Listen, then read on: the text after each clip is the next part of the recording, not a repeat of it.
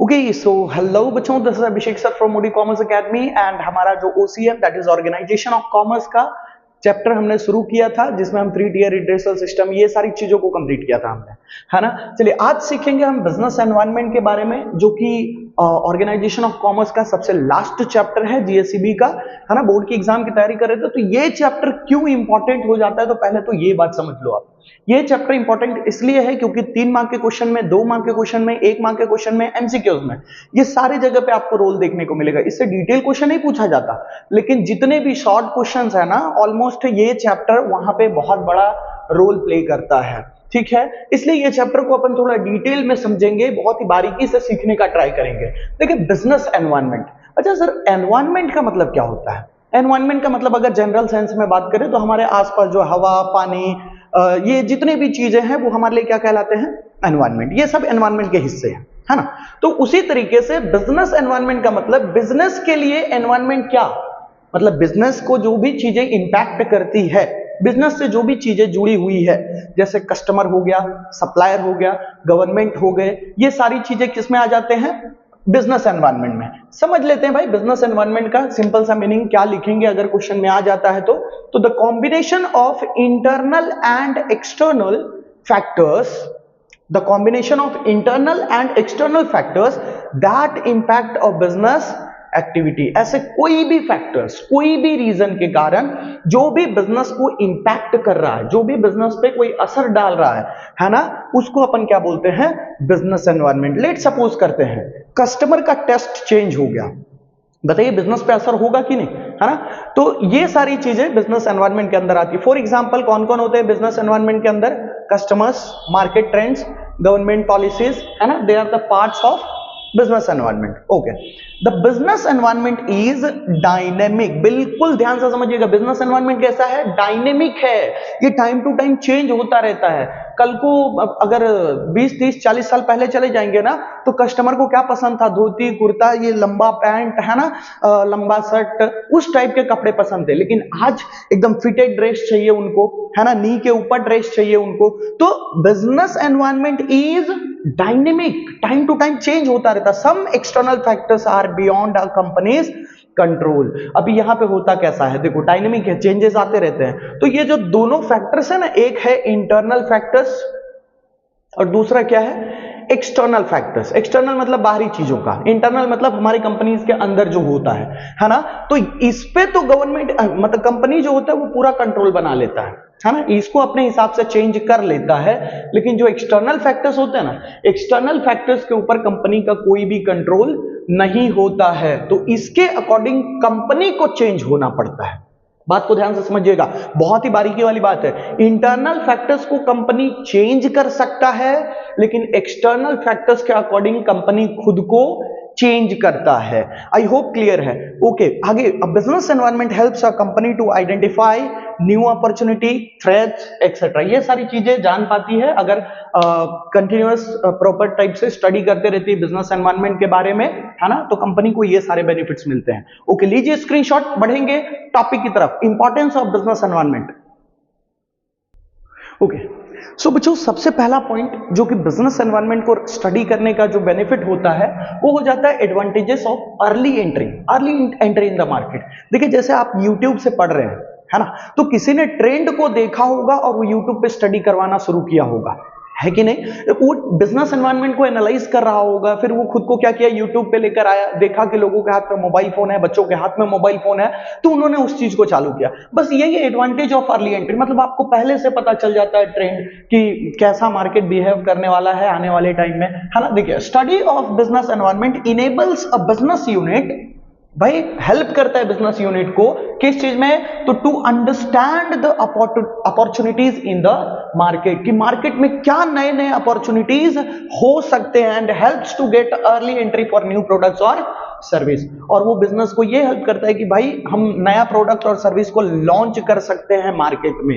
I hope logic समझ में आया होगा। एग्जाम्पल बता दूं, for example cycle manufacturing company, example ले लो ना, हीरो कंपनी, है ना। हीरो कंपनी पहले क्या करती थी, साइकिल प्रोड्यूस करती थी, है ना, सिर्फ साइकिल बनाती थी।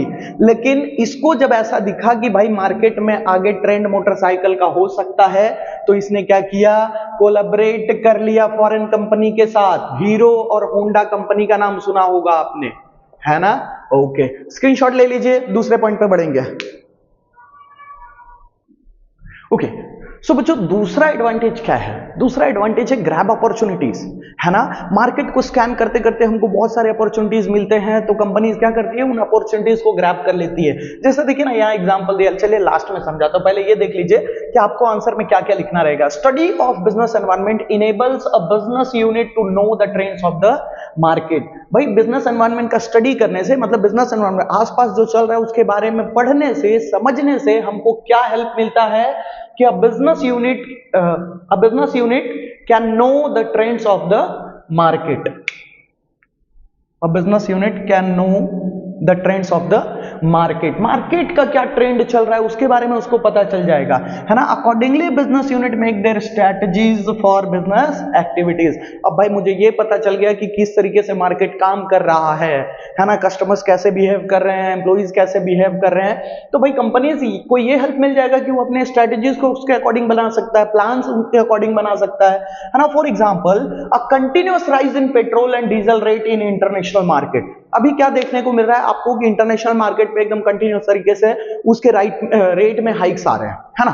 तो ये जो हाइक्स आ रहे हैं उसके कारण कंपनीज ने क्या कर दिया, सीएनजी गाड़ियां, इलेक्ट्रिक व्हीकल्स, ये सारी चीजों पे ध्यान देना शुरू कर दिया। कैसे पता चला, जब हमने बिजनेस एनवायरनमेंट को किया, है ना। कंपनी जब बिजनेस एनवायरनमेंट पे फोकस करती है, उसके बारे में स्टडी करती है, तो ये सारे हेल्प मिलते हैं भाई कि भाई डीजल पेट्रोल का रेट बढ़ रहा है, कस्टमर प्रेफर नहीं करेगा गाड़ियां, तो एक काम करते हैं ना, सीएनजी की गाड़ियां बेचते हैं, इलेक्ट्रिक व्हीकल की गाड़ियां बेचते हैं, है ना। इस पे अपन फोकस करते हैं। ध्यान दे लीजिए, स्क्रीनशॉट ले लीजिए, बढ़ेंगे अगले पॉइंट की तरफ। ओके, सो बच्चों इंपॉर्टेंस और क्या हो सकते हैं बिजनेस एनवायरनमेंट को स्टडी करने का। देखिए, आइडेंटिफाइंग डेंजर्स, तुम्हारे लिए क्या क्या खतरा हो सकता है वो पहले से आप भांप लोगे, है ना। जैसे आपको पहले से कोई बता दे कि वो रास्ते से जाओगे तो ये टेंशन हो सकता है या ये प्रॉब्लम हो सकता है, तो आप क्या करते हो, है ना, उसका कॉशन लेके जाते हो कि भाई उससे बचाव कैसे कर सकूं, उसका प्रिवेंशन आप करते हो, है ना। उसी तरीके से बिजनेस में क्या होता है, देखिए पॉइंट समझिएगा, continuously changing business environment has a number of dangers for the business. Business कर रहे हो भाई तो तुमको रिस्क तो फेस करना पड़ेगा, है ना। रिस्क क्या हो सकता है, कस्टमर का टेस्ट चेंज हो जाएगा, कोई नया कॉम्पिटिटर, बड़ा बिजनेसमैन आके मेरे सामने दुकान खोल दिया, है ना। जैसे कि आप देखते होंगे यहाँ आसपास के जो छोटे मोटे जो बिजनेसमैन हैं, ठीक है, तो वहां पे बड़े डीमार्ट ने आके अपना बिजनेस जमा दिया, तो वो पहले से ही हमको पता होना चाहिए कि वैसे केस में हम क्या करेंगे, है ना। तो देखिए, कंटिन्यूअसली चेंजिंग बिजनेस एनवायरनमेंट, मतलब बिजनेस एनवायरनमेंट जो कंटिन्यूअस चेंज आ रहा है, has a number of dangers and risk for the business. बहुत ज्यादा डेंजर है, बहुत ज्यादा थ्रेट है, बहुत ज्यादा परेशानियां होती है बिजनेस के लिए, है ना। The study of business environment, लेकिन बिजनेस क्या करता है, बिजनेस एनवायरनमेंट के बारे में स्टडी करता रहता है ना। The study of business environment helps businesses to recognise, पता कर लेता है कि पॉसिबल थ्रेट एंड रिस्क क्या हो सकते हैं उसके लिए, है ना। तो इस बिजनेस एनवायरनमेंट को समझता रहता है, उसके बारे में स्टडी, वो एक बाकायदा एक टीम बनाता है रिसर्च एंड डेवलपमेंट का, है ना। R&D का एक टीम रहता है जो ये सब चीजों पे ध्यान रखता है, ठीक है। तो इससे पता चलता रहता है कि आने वाले टाइम में क्या पॉसिबल रिस्क हो सकते हैं मेरे लिए, and by recognising this risk, अब उसको पता चल गया कि ये सारी तकलीफें आगे देखने को मिल सकती है, तो companies can take steps to reduce them, है ना। अब देखो, तीन चीज था, एक तो जो भाई कंटिन्यूअसली जो बिजनेस एनवायरनमेंट में चेंज आ रहा है, तो उसके कारण बिजनेस को बहुत सारा डेंजर हो सकता है ना। बिजनेस भी कम समझदार नहीं है, बिजनेस क्या करता है, बिजनेस एनवायरनमेंट के बारे में स्टडी करता रहता है, उसके बारे में समझता रहता है, तो उससे पता चल जाता है कि आने वाला कैसा रिस्क रहेगा या क्या परेशानी हो सकती है, क्या थ्रेट्स हो सकते हैं, है ना। अब उसको पता चल गया तो उसके अकॉर्डिंग वो स्टेप्स ले लेगा, उस चीज को सुधार कर देगा। स्क्रीनशॉट ले लीजिए, आइडेंटिफाइंग डेंजर्स। ओके, सो बच्चों लास्ट पॉइंट कि भाई बिजनेस एनवायरनमेंट को स्कैन करने से, मतलब स्टडी करने से हमारे प्रॉफिट्स भी बढ़ते हैं, है ना। देखिए कैसे, भाई कंपनीज क्या करती है पता है, एक मैनेजमेंट तैयार करती है। कुछ लोगों का मैनेजमेंट, जैसे अभी मैंने डिस्कस किया था रिसर्च एंड डेवलपमेंट के बारे में, है ना।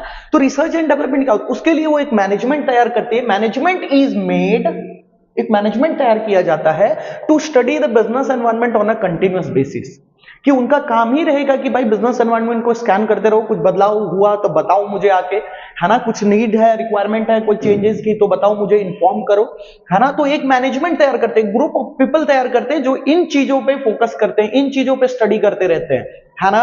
A study of business environment enables the manager, इससे मैनेजर को क्या पता चलता है, to know the demand of company's product, मेरे कंपनी का प्रोडक्ट का डिमांड क्यों है या क्यों नहीं हो रहा है ना। अपने कंपनी के प्रोडक्ट के बारे में पता करते हैं। Changes needed in products for future etcetera, है ना, उसको उसमें क्या बदलाव लाना चाहिए। कस्टमर कई बार फीडबैक देता है कि सर इसमें थोड़ा सा ऐसा चेंजेस होता, तो कंपनीज क्या करती है पता है, एक टीम तैयार करती है जिसमें कस्टमर से रिव्यू लेती है कि आप स्टार्स दो, है ना, 4 स्टार, 3 स्टार, 1 स्टार, 5 स्टार, है ना। इस तरीके से कंपनी क्यों ऐसा करती है, ताकि उसको पता चल सके कि उसके प्रोडक्ट में क्या चेंजेस रिक्वायरमेंट है ना।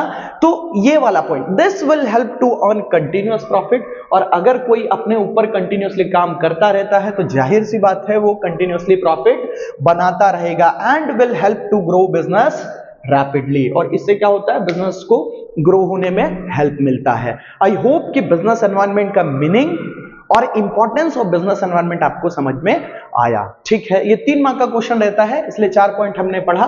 ठीक है, अभी हम पढ़ेंगे फैक्टर्स अफेक्टिंग बिजनेस एनवायरनमेंट, जो कि हम दूसरे वीडियो में कंटिन्यू करने वाले हैं। ठीक है, ध्यान से स्क्रीनशॉट लेके समझ लीजिए सारी चीजों को।